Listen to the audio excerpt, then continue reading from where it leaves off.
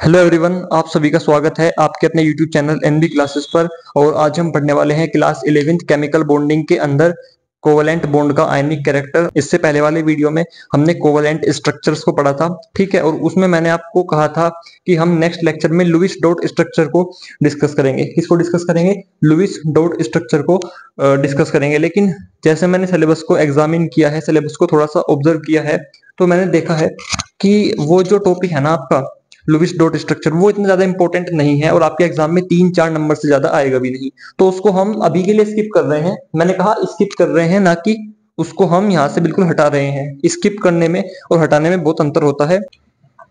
तो वो टॉपिक इतना इंपॉर्टेंट नहीं है, ठीक है। और वो 3-4 नंबर से ज्यादा यूपी बोर्ड में या सीबीएसई बोर्ड में पूछा भी नहीं जाता है आपकी क्लास 11th के एग्जाम में, ठीक है। यूपी बोर्ड में तो बिल्कुल भी नहीं। तो आज हम क्या पढ़ेंगे?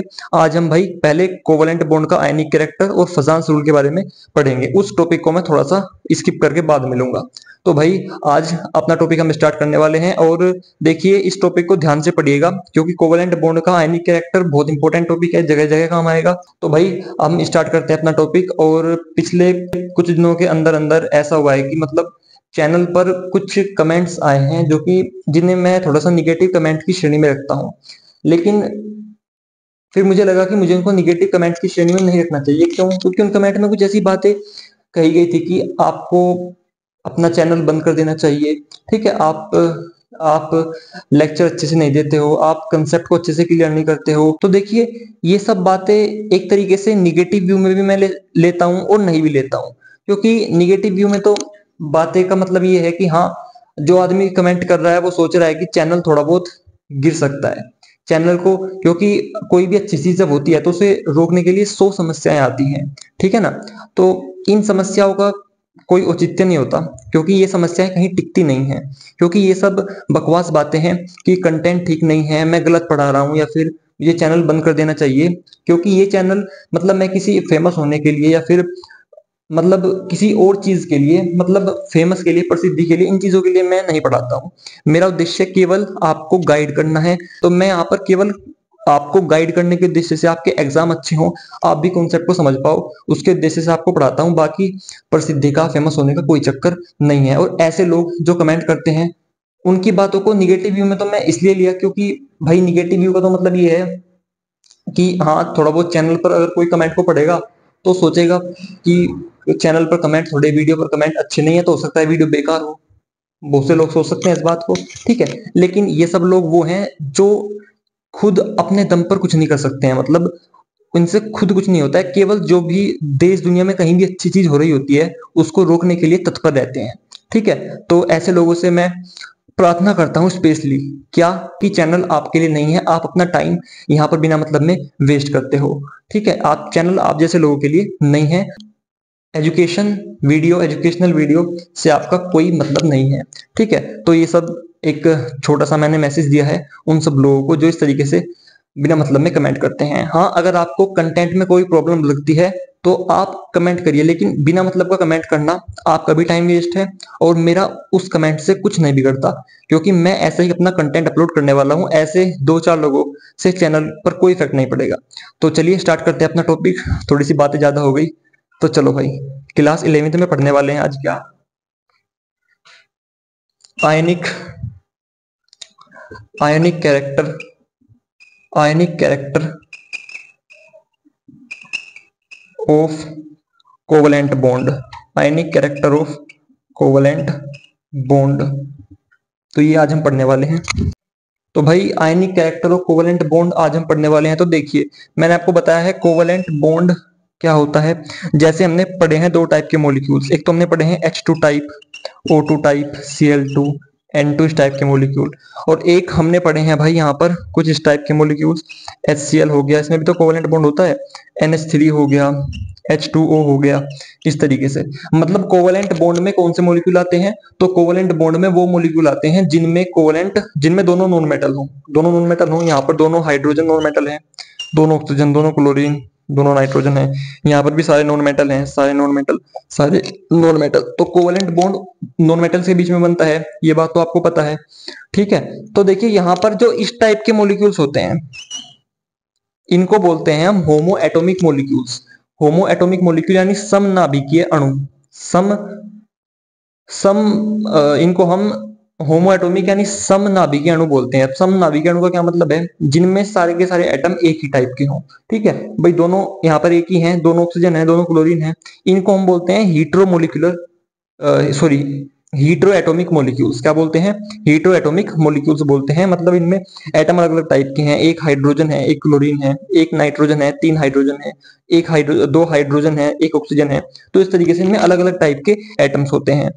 तो दरअसल होता क्या है, जो हमारे हीट्रो एटॉमिक मॉलिक्यूल्स होते हैं, तो हीट्रो एटॉमिक मॉलिक्यूल्स में एटम की इलेक्ट्रोनेगेटिविटी में डिफरेंस हो जाता है। मैंने आपको इलेक्ट्रोनेगेटिविटी के बारे में पढ़ाया है। जो हमारे हीट्रो एटॉमिक मॉलिक्यूल्स होते हैं, मतलब जिनमें अलग अलग टाइप के एटम वे, उनमें एटम्स की इलेक्ट्रोनेगेटिविटी में थोड़ा सा डिफरेंस आ जाता है। जैसे यहाँ पर हाइड्रोजन है और क्लोरीन है, तो क्लोरीन की इलेक्ट्रोनेगेटिविटी हाइड्रोजन से बहुत ज्यादा है। यहाँ पर NH3 है, तो हाइड्रोजन की इलेक्ट्रोनेगेटिविटी नाइट्रोजन से बहुत कम है। तो इस तरीके से यहाँ पर इलेक्ट्रोनेगेटिविटी में डिफरेंस होता है। और इस इलेक्ट्रोनेगेटिविटी के डिफरेंस के कारण क्या होता है, यहाँ पर चार्ज डेवलप हो जाते हैं। मैंने आपको बताया है कोवलेंट कंपाउंड के अंदर चार्ज नहीं होते, लेकिन वो मैंने बेसिक्स में बताया था। अब थोड़ा सा आगे बढ़ रहे हैं, तो यहाँ पर कोवलेंट कंपाउंड के अंदर ऐसी कंडीशंस में चार्ज डेवलप हो जाते हैं, मतलब आयनिक कैरेक्टर डेवलप हो जाता है। चार्ज डेवलप होने का मतलब क्या है? चार्ज डेवलप होने का मतलब है उनमें आयनिक कैरेक्टर डेवलप हो जाता है। और यहाँ पर तो देखो, दो हाइड्रोजन है, दोनों की इलेक्ट्रोनेगेटिविटी सेम होगी, तो दोनों में कोई भी आयनिक कैरेक्टर, कोई भी चार्ज डेवलप नहीं होगा। इस तरीके से जो इस टाइप के मॉलिक्यूल होते हैं, उनमें कोई आयनिक कैरेक्टर, कोई चार्ज नहीं बनता है। लेकिन इस टाइप के मॉलिक्यूल में जरूर बनता है, क्योंकि इलेक्ट्रोनेगेटिविटी के डिफरेंस के कारण। वहां पर इलेक्ट्रोनेगेटिविटी का डिफरेंस 0 है। भाई जितनी एक हाइड्रोजन की उतनी दूसरे हाइड्रोजन की, तो कोई डिफरेंस नहीं है। लेकिन यहाँ पर डिफरेंस जरूर है। चलो तो देखते हैं वो चार्ज किस तरीके से डेवलप होते हैं।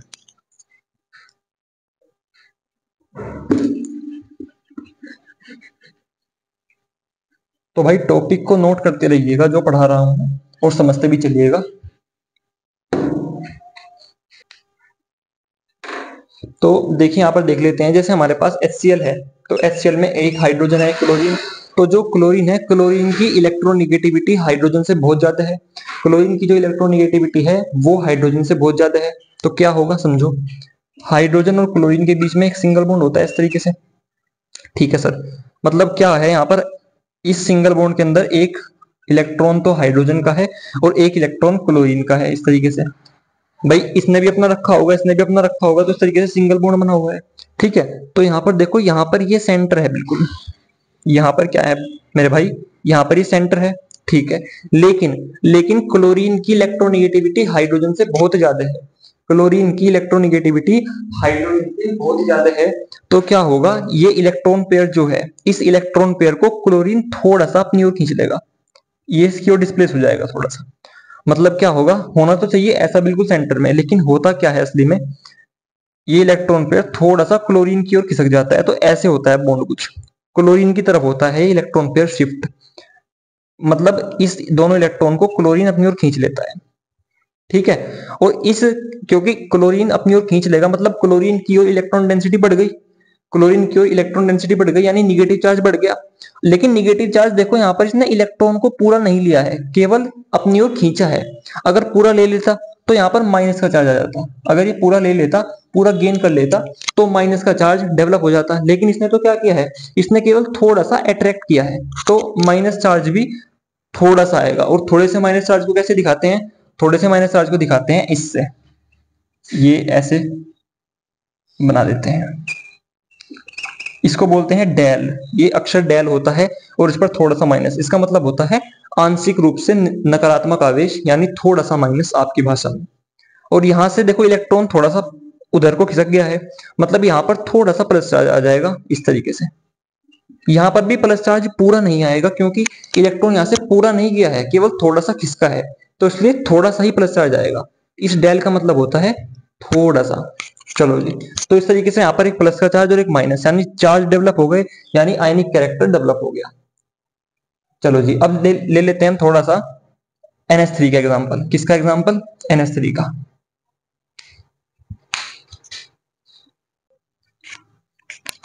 तो अब हम डिस्कस कर लेते हैं अमोनिया यानी NH3 की कोवेलेंट पोलैरिटी को, यानी कोवेलेंट बॉन्ड में किस तरीके से इसके आयनिक कैरेक्टर डेवलप होता है उसको। तो भाई देखो यहाँ पर NH3 जो होता है, NH3 का कुछ तरीके का स्ट्रक्चर होता है। सोडियम यहाँ पर, सॉरी नाइट्रोजन है, नाइट्रोजन यहाँ पर, हाइड्रोजन इस तरीके से, यहाँ एक, यहाँ हाइड्रोजन और एक यहाँ, 3 सिंगल बॉन्ड से 3 हाइड्रोजन जुड़े होते हैं।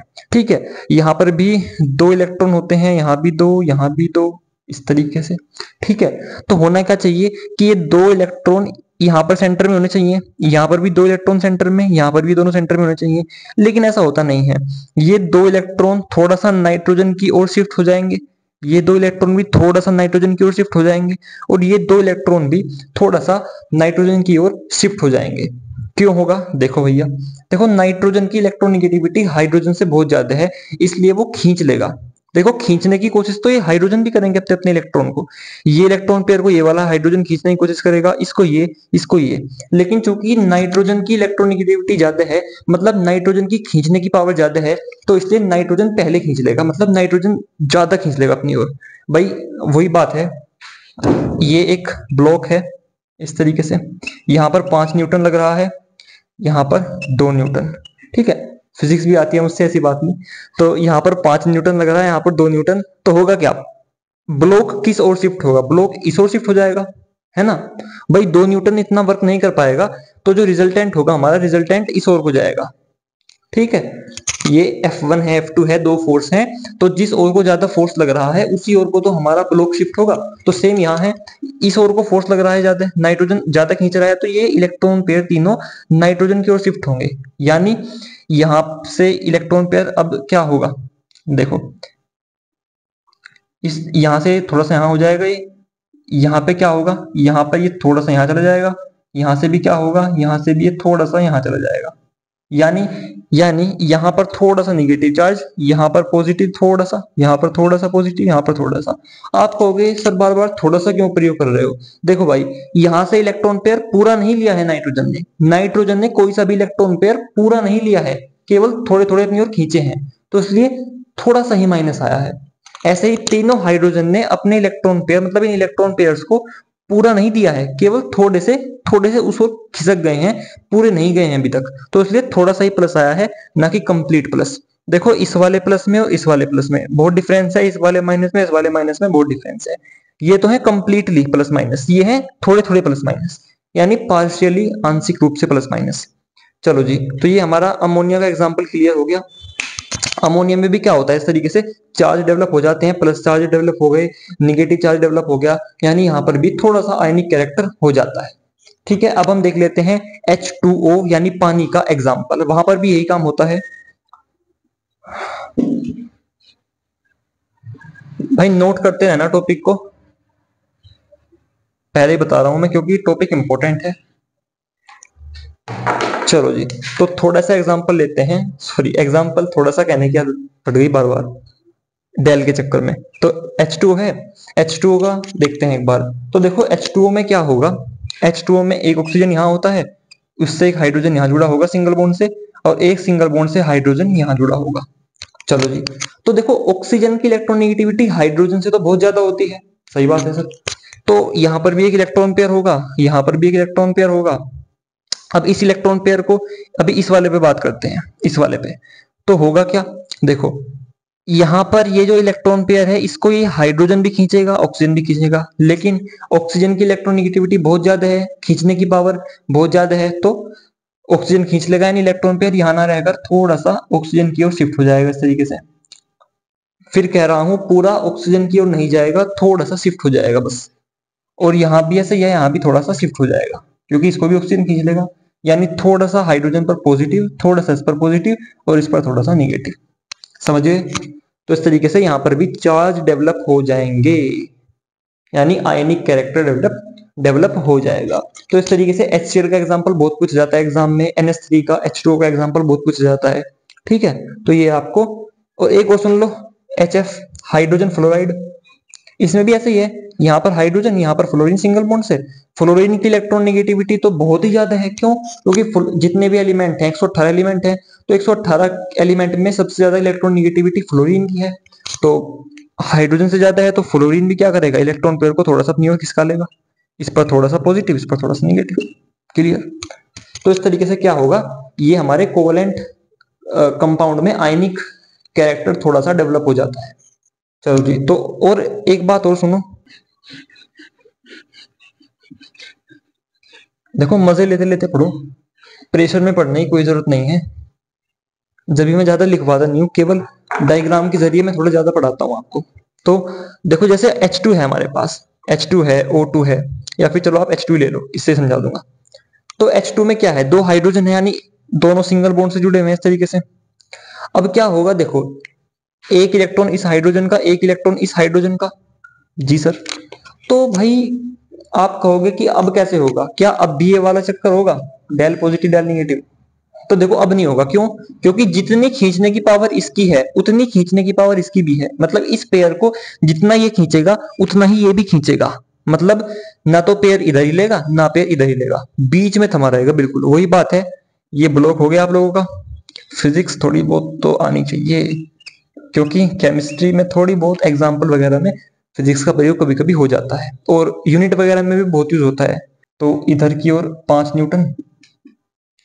अब अगर मैं इधर भी 5 न्यूटन लगाऊं, इधर भी 5 न्यूटन, तो ब्लॉक तो बिल्कुल यहीं पर सटा रहेगा सेंटर में। यही बात है, जितना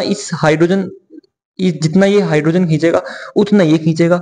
मतलब इलेक्ट्रॉन पेयर ऐसे सेंटर में सटा रहेगा, यानी कोई चार्ज डेवलप नहीं होगा। यहाँ पर भी बोले तो जीरो चार्ज, यहाँ पर भी zero charge.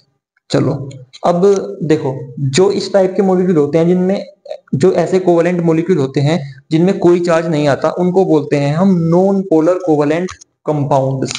Non polar covalent compound यानी अध्रुवीय सहसंयोजी यौगिक। इस टाइप के कंपाउंड को क्या बोलते हैं, non polar covalent compound. Example लिख लो, लिखो एग्जाम्पल फटाफट से। H2O2 N2 Cl2, ठीक है, F2। चलो जी। और पोलर कौन होते हैं, पोलर होते हैं जिनमें चार्ज डेवलप हो जाते हैं, जो भी पढ़ाए थे, NH3 हो गया, H2O हो गया, HCl हो गया, HF हो गया। ठीक है, इस तरीके से। तो ये बात आप समझ के रखिएगा। अब यहां पर एक कंपाउंड में आपको और कराना चाहूंगा। जैसे मान लो, देखो ये वैसे तो बहुत स्पेशल एग्जांपल है, कॉम्पिटिटिव एग्जाम वगैरह में पूछा जाता है, तो थोड़ी सी आपके पास एक्स्ट्रा नॉलेज भी होनी चाहिए। तो एक कंपाउंड है हमारे पास ICl। अब यहाँ पर ये आयोडीन है, क्लोरीन है। आप कहोगे सर ऐसा भी कंपाउंड होता है, तो भाई हाँ, ऐसा भी कंपाउंड होता है, केमिस्ट्री में पॉसिबल है। ठीक है, तो इनको हम बोलते हैं इंटर हेलोजन कंपाउंड। क्या बोलते हैं, इंटर हेलोजन कंपाउंड बोलते हैं इनको।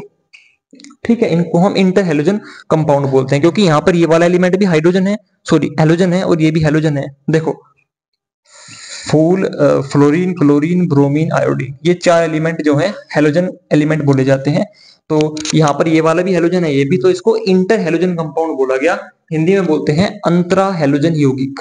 अंतरा हेलोजन यौगिक, इंग्लिश में याद कर लो, ज्यादा बेटर है, इंटर हेलोजन कंपाउंड। तो देखो यहाँ पर भी क्या, अब ये कैसा होना चाहिए बताओ, अब ये नॉन पोलर होगा कि पोलर होगा? तो भाई आंसर ये है, ये भी पोलर ही होगा। क्यों होगा समझो। देख भाई, फ्लोरीन, क्लोरीन, ब्रोमीन, आयोडीन, इस तरीके से एक ग्रुप नंबर 17 में होते हैं, पढ़ाया हुआ है पहले। देखो ये सब बेसिक बातें हैं, पता होनी चाहिए आपको, इसलिए मैं सिलेबस को थोड़ा सा क्रम से लेकर के चलता हूँ, ताकि आप ये ना कहो कि ये तो हमें पढ़ाया नहीं, अब इसको यहाँ कैसे यूज करें। तो इसलिए मैं बिल्कुल क्रम से लेके चलता हूँ। तो ये भी मैंने पढ़ाया है कि 17 ग्रुप में फ्लोरीन, क्लोरीन, ब्रोमीन, आयोडीन इस तरीके से होते हैं। नीचे वालों से मतलब नहीं। अभी इन्हें देखो, ऊपर से नीचे जाने पर क्या होता है, इलेक्ट्रॉन निगेटिविटी घटती है। क्या होती है भाई, इलेक्ट्रोनेगेटिविटी घटती है। सर बिल्कुल सही, यानी आयोडीन की इलेक्ट्रोनेगेटिविटी क्लोरीन से कम होगी। आयोडीन की इलेक्ट्रोनेगेटिविटी क्लोरीन से तो कम ही होगी, यानी I और Cl इस तरीके से है, सिंगल बॉन्ड। तो सिंगल बॉन्ड होता है इनके बीच में, तो आयोडीन की इलेक्ट्रोनेगेटिविटी कम होगी क्लोरीन से। क्यों? क्योंकि ऊपर से नीचे जाने पर इलेक्ट्रोनेगेटिविटी घटती है, तो क्लोरीन की ज्यादा ही होगी। तो क्योंकि क्लोरीन की इलेक्ट्रोनेगेटिविटी ज्यादा है, और जिसकी इलेक्ट्रोनेगेटिविटी ज्यादा है उसकी खींचने की पावर ज्यादा है, यानी जो यहाँ पर इलेक्ट्रॉन पेयर होगा वो सेंटर में होना चाहिए, लेकिन होगा नहीं। यहाँ पर क्या होगा, यहाँ पर इलेक्ट्रॉन पेयर थोड़ा सा क्लोरीन की ओर खिसक जाएगा। क्यों?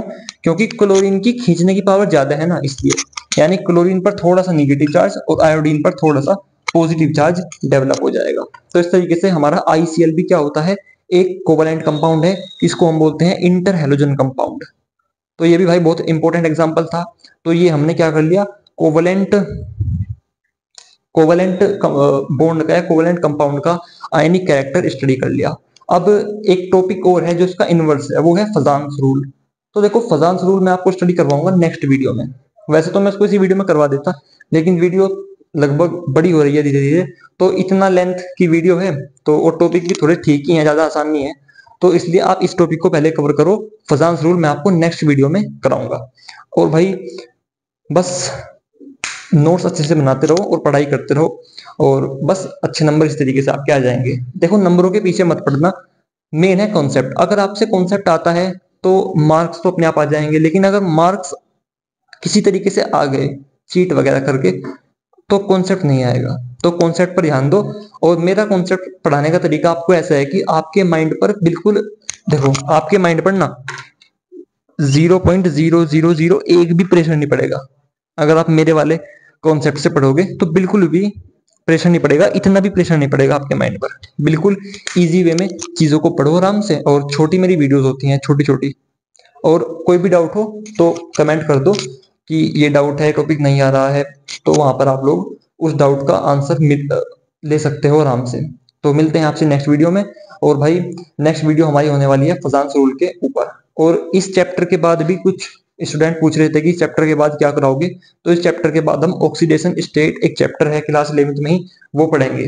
हालांकि इसके बाद बुक में तो थर्मोडायनामिक्स दी हुई है, लेकिन वो बाद में पढ़ेंगे, पहले ऑक्सीडेशन स्टेट पढ़ेंगे, वो इंपॉर्टेंट है, वो इससे थोड़ा लिंक करता है इसलिए।